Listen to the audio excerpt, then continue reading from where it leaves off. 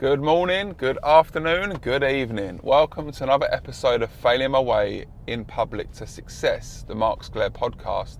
You could have been anywhere else, but you're here with me, and I appreciate that. So let's get started. Right, so when I talk about my failures, there was actually a recording that I wanted to do last week, and I didn't do it. So I want to recap on what happened last week, because this time last week I was getting ready to put myself out there in front of about 40 real estate agents, and what had happened was I was it's quite interesting because about networking as well, this is important. So I was playing golf the other month, and in our group of 4 I ended up playing golf with a guy I'd not met before, but he owns a real estate company, and we got chatting. And he was kind of explaining to me what's going on in real estate at the moment, what's going on with agents, and so, kind of some of the challenges they're facing as well. So ended up speaking about me being a sales coach, and we thought, right, let's get together. And this was a few months ago, but you know, people are busy, things go on, festive time, and we finally caught up in January, and we decided that, you know, through further discussion, which is important, you know, how's things going now? What do you see as the challenges? And then I gave my feedback as well. And I like to share stories and insights of like what others are doing, and also like issues that I faced being in real estate as well. Because I was in real estate years and years and years ago. And these days I am doing the real estate brokerage licensing in Abu Dhabi. So I've got previous experience, and I'm kind of on the ground doing it at the moment as well, being around agents, seeing what's happening. Okay, so the managers or the owners of the company, they're bought into it. They're like, yeah, all systems go, buzzing for it, really excited about it. And for me, that's really important. Like, there's a buy-in from them. But that's just half of the job, because if you know anything about real estate agents and salespeople, we've got an ego. So me coming in and saying this is what you should do, that's what you should do, where are we going to get? We're going to get absolutely nowhere with it. But along with this, I wanted to understand not just what the owners of the company saw as the challenges, but also what the agents saw as challenges as well. So we decided that last week at the beginning of the sales month, they did their get together where everybody came into the office and they did an update. Who's done well? Where's the growth happened? And I went into the office and I waited in the meeting room, and for about half an hour all I heard was woo woo, amazing, amazing, amazing, first deal, biggest deal, largest deal. You know, in real estate at the moment things are really, really buzzing. You know, if you're working hard, you're putting in the hours, and you're getting that luck, because we need that luck as well, you could be on your way to be very, very successful in real estate. So that had finished, and then the guys announced that I was going to be doing a presentation. So it's not easy to get people's attention, it's not easy to get people in a room, so this was my chance, because they were all there. That was a mandatory thing they had to do. Once a month, at the beginning of the month, they came in and everybody got together, and you know, it was such a buzz as well, really, really nice. So I came in, and they've put some weird picture up of me from about 5 years ago, which was funny as well. And I did my thing, and it's quite nice because I've got this like 1 hour presentation which I can do now. And yeah, I can tweak it a little bit to be specific. So I did their company colours, I put their logos on it, which kind of does a bit of personal branding for them, which is nice as well. It makes it bespoke for them, but you know, the content is pretty much the same. I'm just creating it in their colours, which makes it, you know, more unique to them. So I get going with it, and I start with my first question. Well, first of all, I start with, for me, I'm here to learn from everybody. There's people in the room here which have closed massive deals. I've heard all these big whoops and amazing, amazing, amazing. We can all learn from each other. I see myself as a facilitator, and together we'll go on this journey to get you from where you are to where you want to be. So we started with that, and then I had my questions like, what's the one thing you can control? What's the job of a salesperson? All of these questions that get people talking, get people communicating. I got my whiteboard out, writing all that stuff down, and you know, you got to read the room as well. And there was about 40 people there, so you got to be engaging. And I won't go too much into that, but for me, you know, it's this whole thing that holds you back. Oh, these real estate agents, they're so good at what they do. Why do they need my help? What? But the truth is, if they are open, and even with the best intentions in the world from the company, a lot of the time they're too busy to help these guys. And that's one of the things I'm there to do. I'm there to take the burden off of the owners and the directors of the company so they can get on with what they need to do as well. So what was really nice was we finished the presentation and I got a big round of applause, which was amazing. You know, it's always nice to finish like that. So I was very proud of myself for doing that. Nervous, but love it.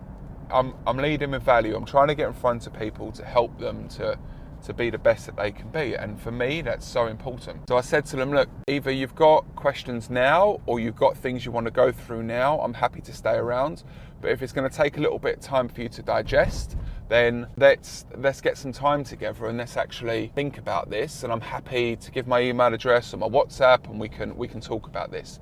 Because that was the Monday and I was coming in on the Wednesday to do a full day of training. The sun is right in the way there.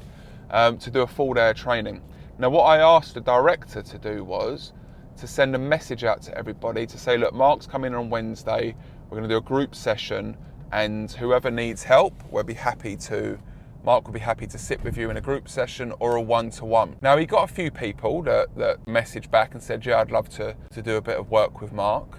But I also asked them to send me the list of the people in the company and I personally messaged them on WhatsApp, almost everybody, apart from the people that the director had already confirmed.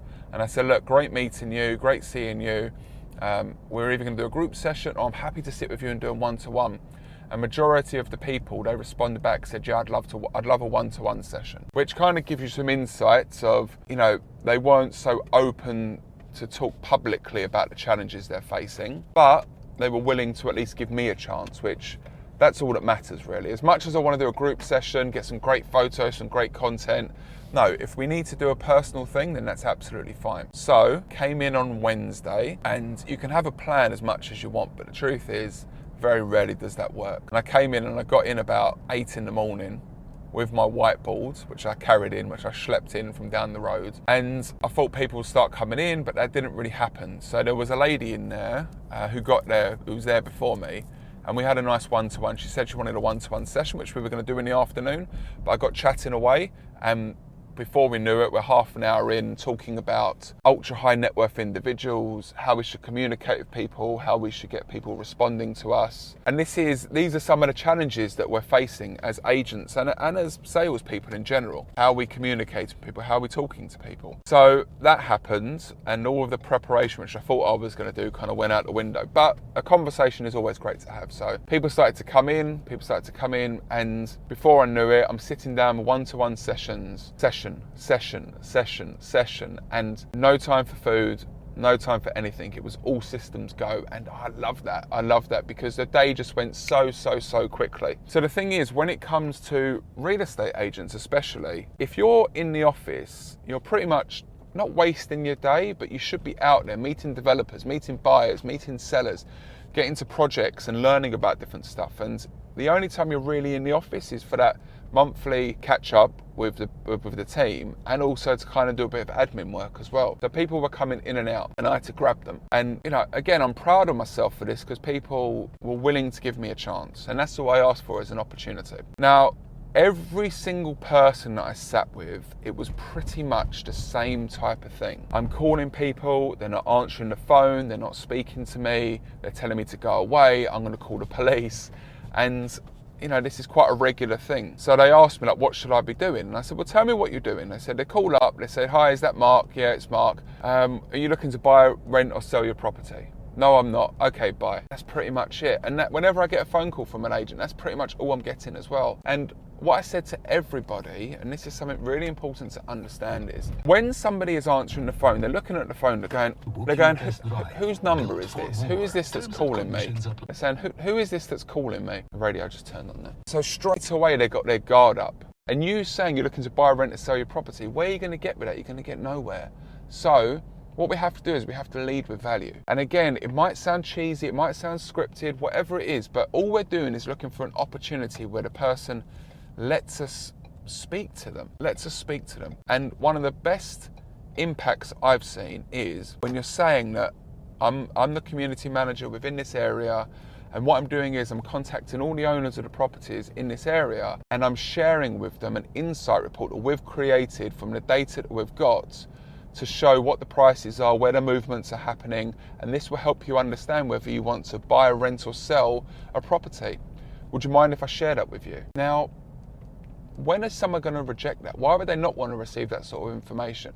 And all it is, it's giving you an opportunity. Yeah, you're not asking for anything from the person. All you're asking is if they want to receive this document, and majority of the time they're going to do that. And a lot of the time you're so scared to get rejection from people because all you're doing is saying, do you want to buy, rent or sell? Where are you getting with that? So you might think it's simple stuff, but we're not doing the simple things. We're not doing the simple things. And have you actually, before you've called that person, understand what property they own, understand where that unit is, understand comparables in the market, because they might say, no, give me some information now, what you got now, because they're going to try and test you out, and you have to have some information ready for them. And that's why data is so important. But knowledge isn't power, applied knowledge is power. So you have to be able to use this information and be understanding of how that person wants to be communicated with. So that for me is extremely important. But then I got from people, well, I don't really want to be calling people because WhatsApp is more effective. I'm like, look, whatever works for you is what works for you, but understand how that person wants to be spoken to and communicated with. So we got through that part of it. Then we went back to the high net worth individuals. And then we went back to how many people are involved in this opportunity? How are you communicating with them? Where are the challenges and the obstacles you're going to face? Because you might have buy-in from one person, but who else is involved in this? And a lot of the time we're not understanding that because we're not taking the time to really understand what's important to them. And we're not making people aware of why we are asking questions. You want to ask for permission, set the agenda, and say what the outcome's going to be. PAO, permission, agenda, outcome.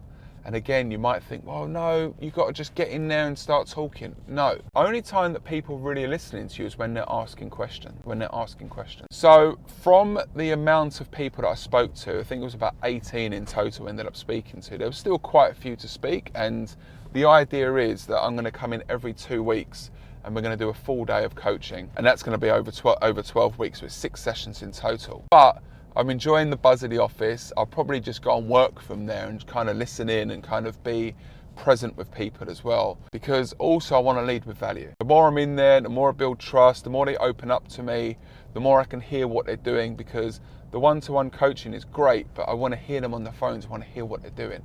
And so many people I ask, are you listening to your phone call? And they're not. They're not. And it's one of the biggest bits of advice I can give to somebody. Are you listening to your phone calls? If you're not, have a listen when you're speaking to a client, hear what's good, what's bad, where you can improve. And that's what I'll be doing with the team. I'll be listening to their calls. Yeah, they'll be sharing with me what they thought was good. I want them to listen to it first of all. They need to listen to it first of all, and then we'll go through the feedback with them. I want to hear what they have to say, and then I'll give what my thoughts are. Yeah. So that was last week.